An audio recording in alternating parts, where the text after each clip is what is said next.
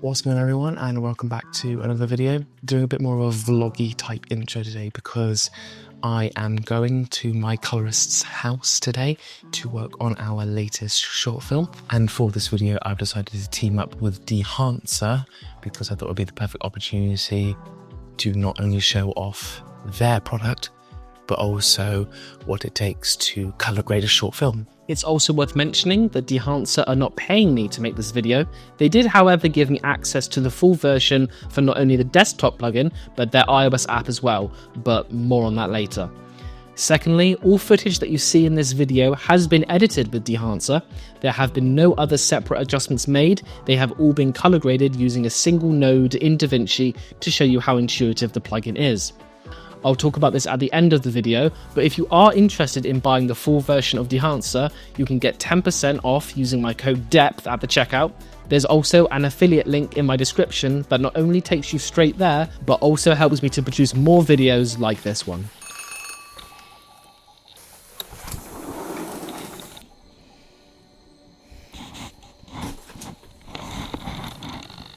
You're my mug. In? Ow, I feel like out. I feel nothing. In? Yeah? Shit. Yeah. Coffee time. How's the audio? Didn't check. It's got a 32-bit of flow, it'll be fine. Could you give me a sync clap, please? Make sure all your hands are in frame. With a little help from Dehancer, we're just going to see what sort of features that it offers and why you might want to choose that over something like the plugin that DaVinci already offers. There's so many different options, and each one is of a higher quality than DaVinci's, I think, anyway. Absolutely, I completely agree. So I've got a screen recording on my laptop just so that you're able to see everything that we are doing. Just like any other effects that you are applying to your footage in DaVinci, we go over to effect. So I've already typed it in, and then we simply just drag it over the top. If you just click choose camera, you will have all the options for every camera brand that is out there. Yeah. Now, this was all shot on the Sony, and it literally comes up with pretty much every option out there for Sony, and we shot it on the FX3, and it will automatically put in S-Log3, Hammer 3. I just want to hand this over to you, because I just want to see how intuitive it is and if you understand it. We've got your classic basic adjustments, exposure, temperature, tint, that's fine. Defringe enable, yeah, okay. So this is the product. Yes. So here is all the 60 plus options that you have for pretty much any stock that's out there. And is that the intensity?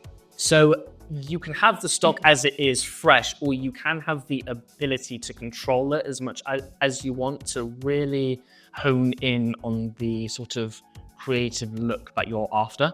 So from your research, Dan, I think I already know the answer to this. Would you do all of this in one node?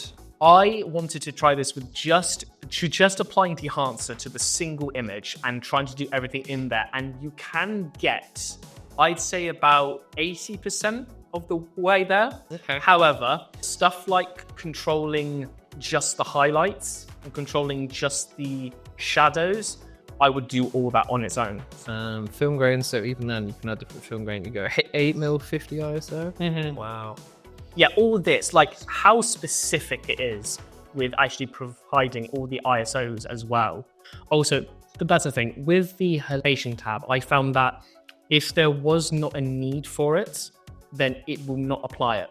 Okay. It won't just like apply it over anything. Yeah. If, okay. you know, if there's actually like a source of bright highlight, it will add it. See, that is nice. 400, 160. Yeah, that's kind of the ones that I've been sticking to. Yeah, which one's your favorite? There's one that I tried. It's actually these ones. These just seem to give a look that I'm quite happy with. I've no idea. I've never heard of these brands before, which is also kind of a good thing because I've heard of the Kodaks and I've heard of the Fuji, but then there's these other stocks I haven't heard of, and so I can sort of understand what these completely unheard of brands can offer to your image. So how are you finding the whole experience so far? Yeah, I mean, I love breaking stuff down, so that's why I always work in nodes. Yeah. Because, you know, I have 10 to 15 different nodes, and I know that each node controls just one element. So, you know, when I'm given just one single node and I can control everything from a node. It takes me a while to actually For sure. take in the information on you know? So I let Sam go away for just a bit, just so he could import his own tree that he uses to calibrate all of his projects. And then I just wanted him to get to a stage where he's happy. And then right at the end, we will add the Dehancer plugin. So what we'll do is we'll clear that LUTs. And then what we're going to do now is throw on Dehancer over the top. This is effectively a color space transform within this node, right? Yes, essentially. So is there any reason to still keep my exposure and boost? What we can do with this is when we come down to the film developer section of Dehancer, what we can do is just control that contrast a bit, and we can just bring it back a little bit. Okay, so you can sound... So it's starting to not feel as crunchy, and then possibly I would then start to bring down the exposure as well. Oh, heard. Crunchy. Oh. Crunchy contrast. What are your thoughts after what you had done and adding Dehancer over the top? It's finding the correct workflow. If you are going to use Dehancer, my brain is telling me you would add Dehancer to your final node and work backwards. If I was editing this as a proper project, I'd spend an hour, 2 hours making this color grade only to whack on Dehancer, and it would complete all of the work that I've just done. Yeah.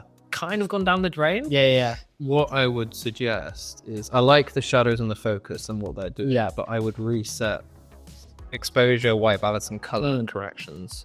I feel like Dehancer retains the colors, what's actually coming out of your camera extremely well. So before, obviously it was a creative choice, but the trees and the road were bluer than it is here now. Whereas this, it's applying a creative look, but it's keeping the natural how it actually looks in camera extremely well. What I find with most LUTs, when you apply it, you can still see the definite edges of where two hues meet. Yeah. And the LUT doesn't like to bleed into the next color. Whereas personally, if it's you want it to look more natural. So you naturally want those tones to bleed into the hue next to it.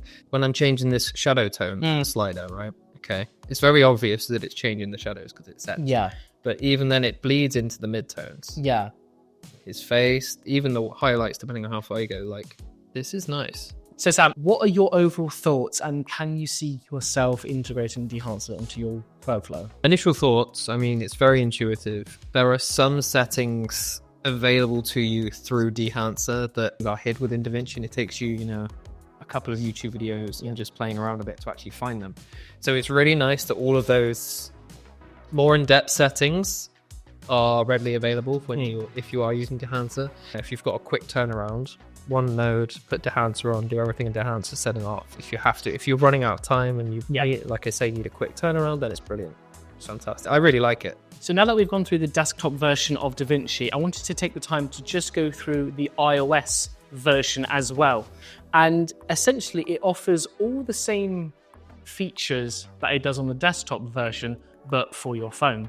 And so simply we can go into my album. It offers all the same film stocks that you have just seen in the full version of Dehancer on the desktop. And you can just apply the preset just like that, or you can go into the edit tab and you can control it to your heart's content, controlling all the exposure and the temperature. To be honest, just placing it straight onto the raw image, it looks pretty good straight away.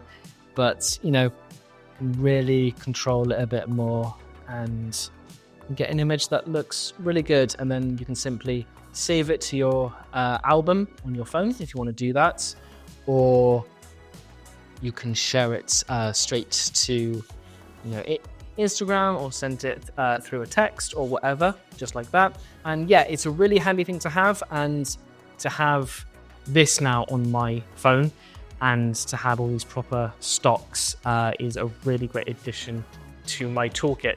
So if you do happen to be interested in purchasing Dehancer, I have a great offer for you. Using my code DEPTH, you can get 10% off the full version of Dehancer. There is an affiliate link in my description, which will give me a bit of bounce back as well. So I would really appreciate that. But thank you for watching today's video. If you have enjoyed it and want to see more of this style of content, then as always, make sure to like, comment, and subscribe. Ring that bell so you get notified every time I upload one of these new YouTube videos. And I will see you all in the next video. Cheers, guys.